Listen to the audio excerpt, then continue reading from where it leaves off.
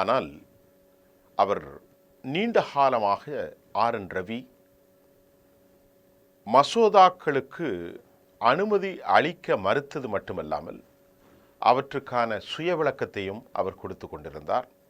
இந்த நிலையில் சட்டப்பேரவையில் கடந்த 29ஆம் தேதி நிறைவேற்றப்பட்ட அந்த நிதி தொடர்பான 4 மசோதாக்களுக்கு தற்போது ஆர்.என்.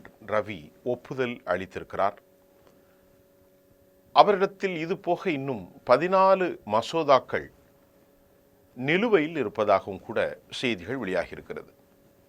சட்டப்பேரவையில் நிறைவேற்றி அனுப்பப்பட்ட மசோதாக்களுக்கு ஒப்புதல் அளிப்பதில் ரொம்ப தாமதம் செய்வதாக ஆளும் திமுக அரசு ஆர்.என். ரவிக்கு எதிராக உச்சநீதிமன்றத்தில் தமிழ்நாடு அரசு சார்பிலே வழக்கு தொடரப்பட்டது.